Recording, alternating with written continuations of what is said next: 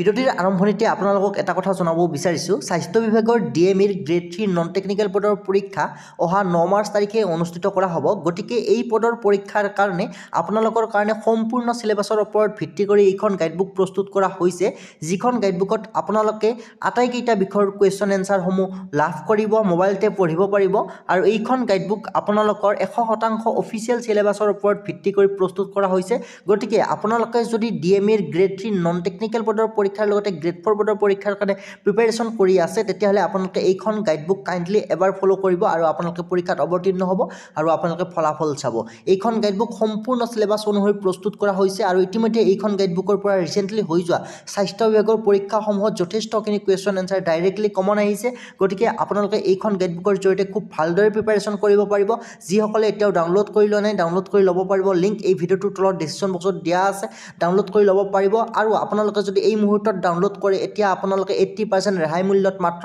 99 টকাত ডাউনলোড কৰি ল'ব পাৰিব লিংক ডেসক্ৰিপশ্যন বক্সত এভেইলেবল আছে নমস্কাৰ আজিৰ এই পাৰ্টটোত আমি যথেষ্টখিনি গুৰুত্বপূৰ্ণ কুৱেশ্যন এনসাৰ সন্নিবিষ্ট কৰিছোঁ ইয়াত আপোনালোকে হিষ্ট্ৰী জিঅ'গ্ৰাফি পলিটিকেল সকলো ধৰণৰ কুৱেশ্যন এনসাৰ লাভ কৰিব ভিডিঅ'টো স্কিপ নকৰিব শেষলৈ চাই থাকিব সো প্ৰথম কুৱেশ্যনটো দিয়া আছে ভাস্কো দা গামা ভাৰতলৈ কেতিয়া আহিছিল এই কুৱেশ্যনটো আমি আগৰ পাৰ্টতো আলোচনা কৰি আহিছোঁ অতিকে গুৰুত্বপূৰ্ণ কুৱেশ্যন সো ইয়াৰ এনসাৰ হ'ব অপশ্যন বি 1498 চনত ভাস্কো দা গামা ভাৰতলৈ আহিছিল 1498 চনত ভাৰতৰ পশ্চিম উপকূলত অৱতৰণ কৰা ভাস্কো দা গামা আছিল এজন অৰ্থাৎ ভাস্কো দা গামা কি আছিল সুধিছে ফৰাচী লোক ডাচ পৰ্তুগীজ ইংৰাজ সো ভাস্কো দা গামা আছিল এজন পৰ্তুগীজ আছিল ঠিক আছে অপশ্যন সি কাৰেক্ট এনসাৰ নেক্সট কুৱেশ্যন দিয়া আছে আলবেৰুনিয়ে ভাৰতৰ বিষয়ে লিখা গ্ৰন্থখনৰ নাম কি আছে চাৰিখন গ্ৰন্থৰ নাম দিয়া আছে ইয়াৰে কোনটো কাৰেক্ট এনসাৰ কমেন্ট বক্সত কমেন্ট কৰিব আলবেৰুনিয়ে ভাৰতৰ বিষয়ে লিখা গ্ৰন্থখনৰ নাম কি important question very important question so year option A টো হ'ব কাৰেক্ট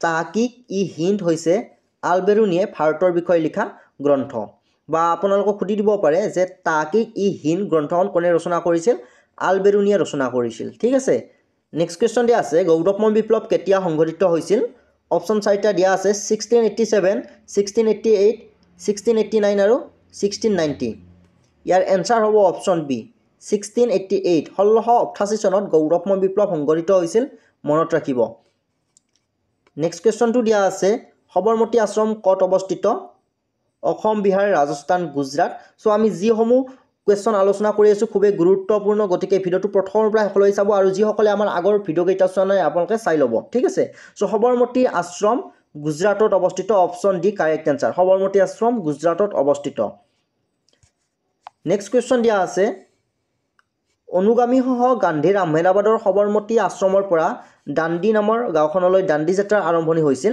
এইখিনিতে আপোনালোকে এটা কথা গম পালে যে দাণ্ডি যাত্ৰা ক'ৰ পৰা ক'লৈ আৰম্ভ হৈছিল দাণ্ডি যাত্ৰা আহমেদাবাদৰ সবৰমতী আশ্ৰমৰ পৰা আৰম্ভ হৈছিল সুধি দিব পাৰে ক'লৈ হৈছিল দাণ্ডি নামৰ গাঁও এখনলৈ হৈছিল তো এতিয়া কথা হ'ল দাণ্ডি যাত্ৰাৰ আৰম্ভণি কেতিয়া হৈছিল সুধিছে আপোনালোকে এইটো কুৱেশ্যনত তো অপশ্যন চাৰিটা দিয়া আছে ইয়াৰ পৰা কাৰেক্ট এনসাৰ হ'ব অপশ্যন এ 1930 চনৰ 12 মাৰ্চত দাণ্ডি যাত্ৰাৰ আৰম্ভণি হৈছিল মনত ৰাখিব নেক্সট কুৱেশ্যন দিয়া আছে চিপাহী বিদ্ৰোহ কেতিয়া সংঘটিত হৈছিল ভেৰি ইম্পৰ্টেন্ট কুৱেশ্যন হয়তো ইয়াৰ এনসাৰ আমি সকলোৱে জানো চিপাহী বিদ্ৰোহ 1857 চনত সংঘটিত হৈছিল 1857ত সংঘটিত হৈছিল চিপাহী বিদ্ৰোহ তাৰ পিছৰ কুৱেশ্যনটো দিয়া আছে ঐতিহাসিক খিলাধাৰী ঘাটৰ সন্ধি কেতিয়া হৈছিল ইম্পৰ্টেন্ট কুৱেশ্যন ঐতিহাসিক খিলাধাৰী ঘাটৰ সন্ধি কেতিয়া সংঘটিত হৈছিল সো ইয়াৰ এনসাৰ হ'ব অপশ্যন এ 1663 চনৰ 22 জানুৱাৰী তাৰিখে সো আপোনালোকৰ মনত ৰাখিব সহজ হ'ব 22 জানুৱাৰীৰ সেই দিনটোতে আপোনালোকৰ পৰীক্ষা আৰু সেই দিনটোতে ঐতিহাসিক খিলাধাৰী ঘাটৰ সন্ধি হৈছিল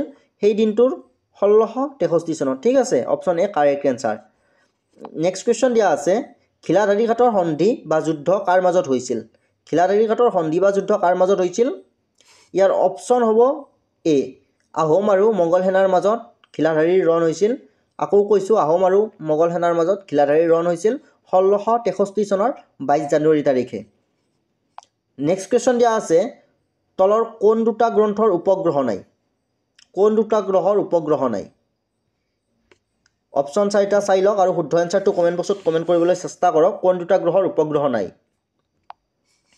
ইয়াৰ এনসাৰ হ'ব অপশ্যন সি বুধ আৰু শুক্ৰৰ কোনো ধৰণৰ উপগ্ৰহ নাই মনত ৰাখিব ইম্পৰ্টেন্ট হয় বুধ আৰু শুক্ৰ গ্ৰহৰ কোনো ধৰণৰ উপগ্ৰহ নাই নেক্সট কুৱেশ্যন দিয়া আছে শনি গ্ৰহৰ আটাইতকৈ ডাঙৰ উপগ্ৰহটোৰ নাম কি? শনি গ্ৰহৰ আটাইতকৈ ডাঙৰ উপগ্ৰহটোৰ নাম কি? অপশ্যন 4টাৰ পৰা শুদ্ধ এনচাৰ কমেণ্ট বক্সত কমেণ্ট কৰক। ইয়াৰ এনচাৰ হ'ব অপশ্যন এ টাইটান। টাইটান হৈছে শনি গ্ৰহৰ আটাইতকৈ ডাঙৰ উপগ্ৰহ। এনেকুৱা ধৰণৰ কুৱেশ্যন সুধি দিব পাৰে, গতিকে ইম্পৰ্টেণ্ট হয়। নেক্সট কুৱেশ্যন দিয়া আছে মছজিদৰ চহৰ বুলি কোনখন চহৰক জনা যায়? এনেকুৱা ধৰণৰ কুৱেশ্যন এনচাৰ আপোনালোকে চাব। Very very important question for DHS exam. মছজিদৰ চহৰ বুলি কোনখন চহৰক জনা যায়? ইয়াৰ এনচাৰ হ'ব অপশ্যন চি ঢাকা। ঢাকা চহৰক মছজিদৰ চহৰ বুলি জনা যায়। ঠিক আছে, option C correct answer. Next question দিয়া আছে সমুদ্ৰৰ বোৱাৰী বুলি কোনখন চহৰক জনা যায়?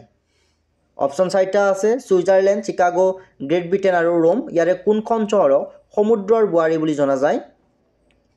ইয়াৰ এনচাৰ হ'ব অপশ্যন ডি। অপশ্যন চি হয় একচুৱেলি, অপশ্যনটো উল্টা উল্টা আছে। গ্ৰেট ব্ৰিটেইন, গ্ৰেট ব্ৰিটেইনক সমুদ্ৰৰ বোৱাৰী বুলি জনা যায়। নেক্সট কুৱেশ্যন দিয়া আছে ভাৰতৰ একমাত্ৰ মৰুভূমিখনৰ নাম কি? এনেকুৱা ধৰণৰ কুৱেশ্যন ভেৰি ভেৰি ইম্পৰ্টেণ্ট। ভাৰতৰ একমাত্ৰ মৰুভূমিখনৰ নাম কি? থৰ মৰুভূমি, গবি মৰুভূমি, কালাহাৰী মৰুভূমি আৰু চাহাৰা মৰুভূমি। ভাৰতৰ একমাত্ৰ মৰুভূমিখনৰ নাম কি? চ' কমেণ্ট বক্সত কমেণ্ট কৰক জলদি, যিসকলে শুদ্ধ এনচাৰ জানে। ভাৰতৰ একমাত্ৰ মৰুভূমিখনৰ নাম কি? চ' আপোনালোকে যদি ডিটেইল ইম্পৰ্টেণ্ট টপিকসমূহ পাব বিচাৰে আমাৰ মেম্বাৰশ্বিপ ক্লাছত জইন হ'ব পাৰে। মেম্বাৰশ্বিপ ক্লাছত জইন হ'বৰ কাৰণে স্ক্ৰীনত নম্বৰটো দিয়া আছে 9127209043। এই নম্বৰটোত আপোনালোকে আমাৰ লগত হোৱাটছআপ কৰিব মেম্বাৰশ্বিপ ক্লাছত জইন হ'বৰ কাৰণে। আৰু মেম্বাৰশ্বিপ আপোনালোকে ফিজ এটা পে'মেণ্ট কৰিব লাগিব মাত্ৰ 99 টকা। সেইটো ফিজ আপোনালোকে পে'মেণ্ট কৰিলে আমাৰ মেম্বাৰশ্বিপ ক্লাছত জইন হ'ব পাৰিব আৰু আপোনালোকে সকলো ধৰণৰ ইম্পৰ্টেণ্ট টপিক পাই থাকিব হোৱাটছআপৰ জৰিয়তে।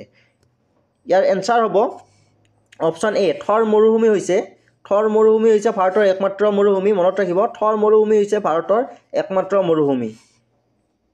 নেক্সট কুৱেশ্যন দিয়া আছে ৰাজস্থানৰ মৰুভূমিত বতাহৰ লগে লগে এঠাইৰ পৰা আন ঠাইলৈ যোৱা বৃহৎ বালিৰ দমক কি বুলি কোৱা হয়? থ্ৰিয়ান, ৰামলিন, ইৰাৰ্টিক্স। ইয়াৰ এনচাৰ হ'ব অপশ্যন এ থ্ৰিয়ান বুলি কোৱা হয়, থ্ৰিয়ান। নেক্সট কুৱেশ্যন দিয়া আছে ভাৰত মহাসাগৰৰ সৰ্ববৃহৎ বদ্বীপটোৰ নাম কি? ভাৰত মহাসাগৰৰ সৰ্ববৃহৎ বদ্বীপটোৰ নাম কি? ইতিমধ্যে আহি গৈছে DHS এক্সামত, গতিকে খুবেই গুৰুত্বপূৰ্ণ। শ্ৰীলংকা, আন্দামান নিকোবৰ, মৰিছাছ আৰু মাডাগাস্কাৰ। এনচাৰ হ'ব অপশ্যন ডি মাডাগাস্কাৰ। মাডাগাস্কাৰ হৈছে ভাৰত মহাসাগৰৰ সৰ্ববৃহৎ বদ্বীপ মনত ৰাখিব। নেক্সট কুৱেশ্যন দিয়া আছে ভাৰতীয় সংবিধানখন সংবিধান সভাত গৃহীত কেতিয়া হৈছিল?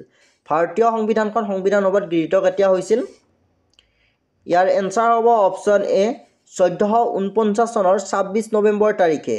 1449 চনৰ 26 নৱেম্বৰ তাৰিখে ভাৰতীয় সংবিধানখন সংবিধান সভাত গৃহীত কৰা হৈছিল।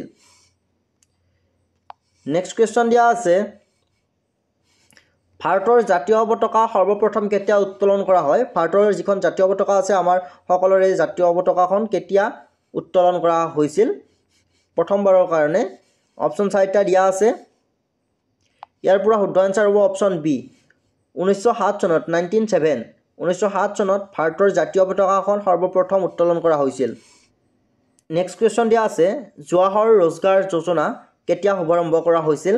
অপশ্যনসমূহ দিয়া আছে 1985, 1987, 1989 আৰু 1999। ইয়াৰ এনচাৰ হ'ব অপশ্যন চি 1989, 1989ত জৱাহৰ ৰোজগাৰ যোজনা শুভাৰম্ভ কৰা হৈছিল। চ' আজিৰ এই ভিডিঅ'টো আমি এইখিনিতে শেষ কৰিছোঁ। পৰৱৰ্তী সময়ত এই ভিডিঅ'টো আপলোড হোৱাৰ কিছু সময় পিছতে অতি গুৰুত্বপূৰ্ণ কুৱেশ্যন এনচাৰৰ পুনৰ ভিডিঅ' এটা লৈ আহিম। সেই ভিডিঅ'টো আপোনালোকে চাব বুলি আশা কৰিছোঁ। লগতে যিসকলে PDF গাইডবুকখন ডাউনলোড কৰি লোৱা নাই ডাউনলোড কৰি ল'ব পাৰিব। যিসকলে ইচ্ছা কৰে ডাউনলোড লিংক ডেছক্ৰিপশ্যন বক্সত দিয়া আছে, সেই লিংকত ক্লিক কৰি আপোনালোকে ডাউনলোড কৰি মোবাইলতে পঢ়িব পাৰিব। যদি ডাউনলোডত কিবা অসুবিধা পায়, পে'মেণ্ট হোৱাৰ পিছত যদি ডাউনলোড কৰিব নোৱাৰে, হোৱাটছআপ নম্বৰ বা মেইল দিয়া আছে, আপোনালোকে যোগাযোগ কৰিব, পে'মেণ্ট ডিটেইলছ চেণ্ড কৰিব, আমি তাত PDF ফাইল প্ৰভাইড কৰিম। ঠিক আছে, চ' ভিডিঅ'টো এইখিনিতে শেষ কৰিছোঁ। ধন্যবাদ।